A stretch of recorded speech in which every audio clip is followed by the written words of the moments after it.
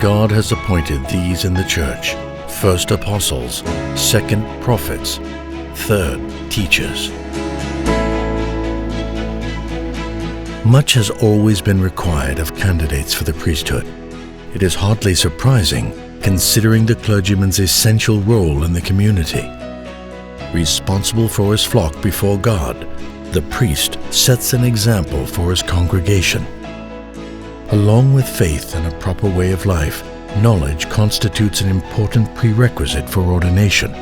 Over the years, the St. Petersburg Theological Academy, which celebrated the 300th anniversary of its founding in 2021, has had among its graduates 4 future patriarchs of the Russian Church, over 50 saints, and a great number of prominent theologians and pastors. What are future priests being taught today, and what lies ahead for them on their path towards priesthood? The Academy has always viewed itself as an intellectual school with a major focus on ecclesiastical studies. We were the first institution to receive state accreditation for all 3 levels of undergraduate, graduate, and postgraduate studies. Not an end in itself, however, a state-recognized diploma, along with other things, indicates there are new prospects and possibilities in cooperation between the Church and the state, which interact with each other as equal partners in a dialogue. The Academy admits foreign students from the countries of Orthodox tradition, such as Serbia, Greece, and Cyprus, as well as from the United States of America. Non-Orthodox Christians, for example, from Germany and Finland, also study at the Academy. Yet the majority of foreign students come from the Asian region, namely from Indonesia, the Philippines, Thailand, Laos, South Korea, India, and China, which are areas of canonical and pastoral responsibility of the Russian Orthodox Church.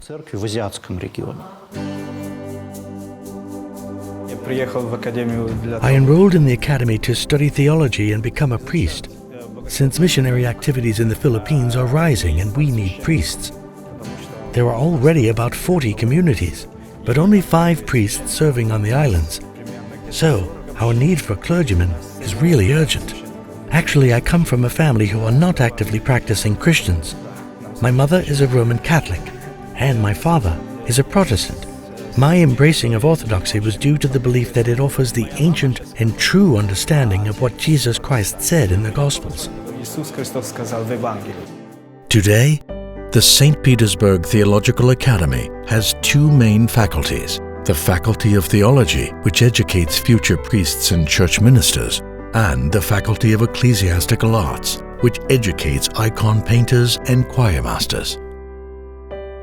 Prayer in paint. These words are often used to describe icon painting, which the Academy students master, learning its technique, as well as iconography, restoration, and ecclesiastical art history. St. Petersburg, as the cultural capital of Russia, opens to students the many treasures of the Russian Museum and the Hermitage, so that students can receive practical training there. The majority of those who study at the Faculty of Ecclesiastical Arts are young women. As a matter of fact, receiving education at the Academy became possible for women in 1979 after the choirmaster department was established. The idea was that of His Holiness Patriarch Kirill, who served as the Academy's rector for 10 years. I'm happy to talk about the choirmaster department as we are about to celebrate the 45th anniversary of its establishment. For an educational institution, it is a long, but also a short period. The Academy has a high enrollment competition. What does it mean? It means that applicants are supposed to have received at least primary musical education and be practicing Orthodox Christians. It is necessary because a choirmaster is a servant of the Church of God. It is also our wish that while studying at our school, the students may benefit from all the cultural riches St. Petersburg has to offer. We try to introduce them to secular music as well. I mean renowned classical music, students can listen to in the St. Petersburg Grand Concert Halls. Such a profession as choirmaster requires the knowledge of both music and church life. That is why the Academy helps its students to become accomplished in various areas so that they could be of use in any parish, be it a large or a small one. I think there is a huge difference between a secular painter and an icon painter. For in order to master the icon painting, a person needs to be a practicing believer and at the same time have certain professional skills. So we first ask applicants for recommendation from a priest, and only after that do we look into their professional background. There are three important aspects here. First, an evidence of a person's spiritual life and abilities.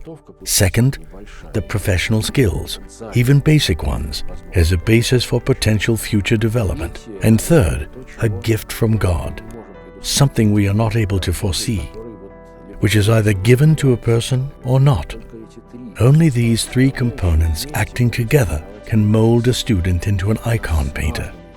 What is also of great significance is that our students, while developing professional skills, receive some general theological training, learn the basics of dogmatic theology, church history, and, of course, liturgics.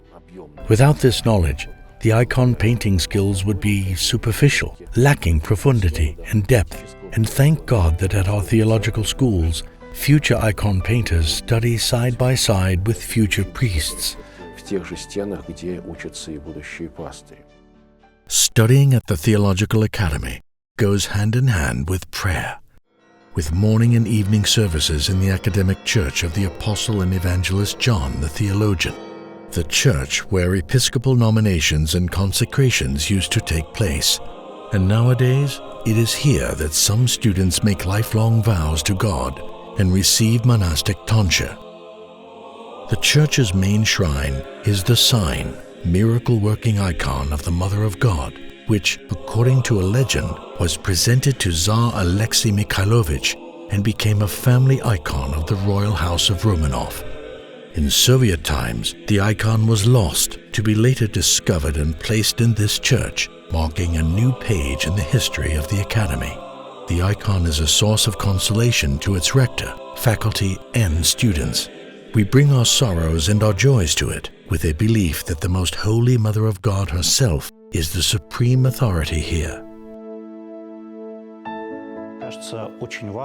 It is essential not to view education as a collection of different subjects or to reduce it to cramming and passing exams. Instead, it is to uphold the integrity of education itself, to realize that all the knowledge that the students gain at the lectures is the tradition of the Church itself. This is how the experience of the Church since its first days, since Pentecost, has been passed on from generation to generation, almost like a relay baton.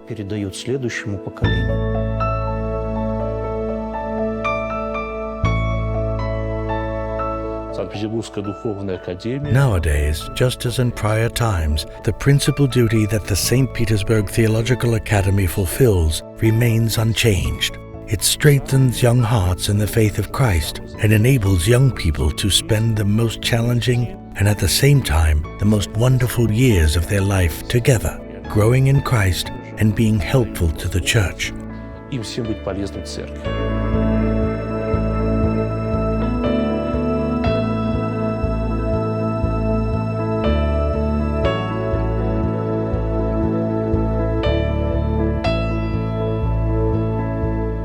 Religious life now is under very strong pressure from the secular ideology that is trying to cast the idea of God to the margins. In order to keep following the path of church service, a certain spiritual feat and, most importantly, a very deep religious devotion are needed. A person whose faith is superficial will not be able to withstand all this enormous pressure. The task is to strive to preserve what the Church calls chastity and what ultimately means the innermost integrity of human personality. For the way of life offered today by the mass media and pop culture is destructive to an individual's inner integrity. That is why, in a sense, It is harder to be a Christian now than in the old days. It requires more effort, but at the same time, faith becomes a choice of the strong. Вера становится выбором сильных людей.